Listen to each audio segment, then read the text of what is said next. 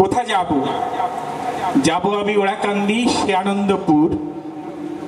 বলো মোরে বলো ভাই, ওড়াকান্দি আর কত দূর?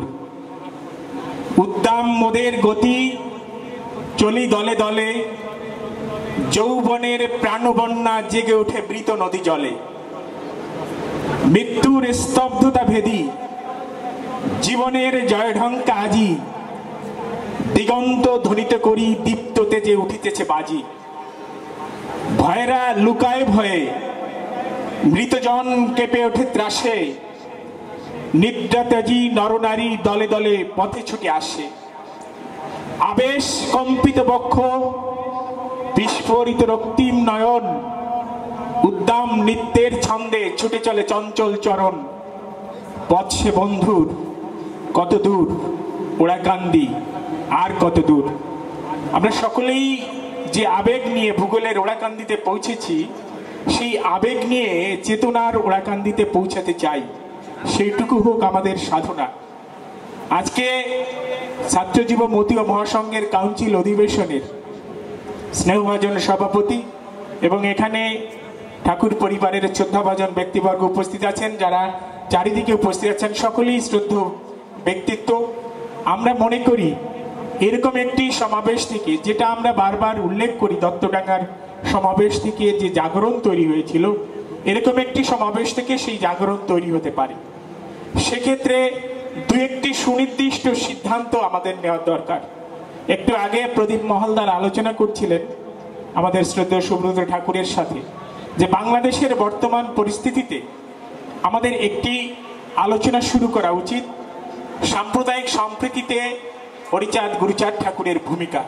এটি আমি নৈতিকভাবে সমর্থন করি এবং আমি বিশ্বাস করি যে আজকের সমাবেশ থেকে এবং ঠাকুর পরিবারের সমস্ত সদস্য যারা উপস্থিত আছেন, যারা উপস্থিত নেই, সকলকে মনে রেখে এই প্রস্তাবটি আজকে আমি আপনাদের সামনে উপস্থাপন করলাম। আমার আগের বক্তা খুলনা বিশ্ববিদ্যালয়ের শিক্ষক, তিনি যে বক্তব্যটি রেখেছেন এই সময়ের জন্য, সেটা খুবই প্রাসঙ্গিক। আমি শুধু একটি কথাই বলতে চাই যে আমরা জাতবর্ণ বিলোপ কনভেনশনের জন্য যে ঘোষণাপত্রটি তৈরি করেছি, সেটি ঠাকুর পরিবারের হাতে পৌঁছে দিয়েছি এবং আগামী 21শে মার্চ আন্তর্জাতিক বর্ণ বৈষম্য বিলোপ দিবস উপলক্ষে আমরা ঢাকাতে একটি জাতীয় কনভেনশনের আয়োজন করব। সেখানে ঠাকুর পরিবারের সমস্ত সদস্য সহ মতুয়া সম্প্রদায়ের যারা আছেন, যাদের এই আন্দোলনের যে কয়েকটি মূল স্তম্ভ ছিল, যা 36 জাতিকে মিলন করা, সেই 36 জাতি মানেই জাতবর্ণ বিলোপ করা, নারীর সমমর্যাদা এবং শ্রমজীবী মানুষের অধিকার, এইসব যে মূল স্তম্ভ ছিল, তার একটি জাতবর্ণ বিলোপ আন্দোলনে মতীয়দের তো বটেই, আমরা সকলকেই আহ্বান জানাচ্ছি, আমরা ঠাকুর পরিবারের নেতৃত্বে সেই আন্দোলনটি, অসম্পূর্ণ আন্দোলনটিকে আমরা সম্পূর্ণ করতে চাই। আমাদের সকল কাজের কেন্দ্রবিন্দু হচ্ছে শ্রীধাম ওড়াকান্দি। আমরা চাই ওড়াকান্দির এই যে ধাম আছে, এই ধামের ক্রমাগত শ্রীবৃদ্ধি হোক।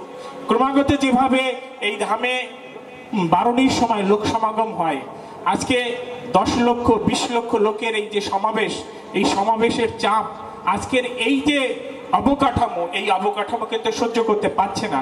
আমরা দেখেছি গত বছর এই বারণীর সময়ে 2 জন মানুষ অকাল প্রয়াত হয়েছেন।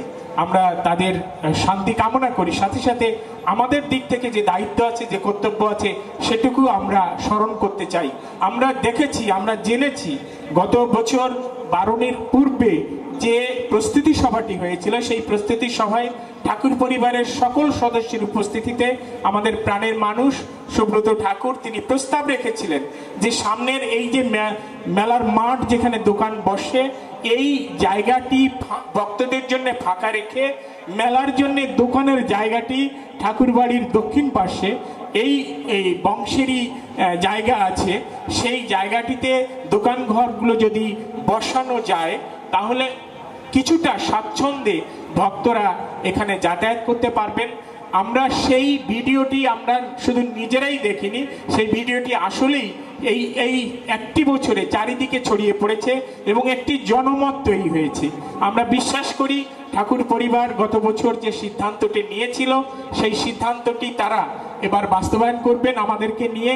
আমরা কিছুদিন আগে আমরা যারা একটু ঢাকা কেন্দ্রিক মতি আন্দোলনের সাথে যুক্ত, তারা অন্য একটি প্রসঙ্গে একটি অনলাইন মিটিংয়েও আমরা এই প্রসঙ্গটি তুলেছিলাম এবং সেখানেও সকলে সম্মতিক্রমে বলেছিলেন যে যেহেতু এই সিদ্ধান্তটি হয়েছে ঠাকুর পরিবারের, সেই সিদ্ধান্তটি হবার ক্ষেত্রে আমাদের দিক থেকে যদি কিছু করণীয় থাকে ওনারা ডাকলেই আমরা সেখানে আসব, বা কোনো রকম সুযোগ পেলে না ডাকলেও আমরা ঠাকুর পরিবারের কাছে এই প্রস্তাবটি, গত বছরের পাশকৃত এই প্রস্তাবটি বাস্তবায়নের জন্য আমরা সকলে মিলে কাজ করব।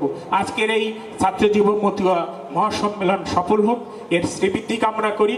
এই সংগঠনের মধ্য দিয়ে নিপীড়িত বঞ্চিত যে মানুষ আছে বাংলাদেশের, সেই মানুষের মুক্তির দিশা তৈরি হোক, এই প্রত্যাশা রেখে আপনাদের সকলের মঙ্গল কামনা করে আমার বক্তব্য শেষ করছি। জয় হরিচাঁদ।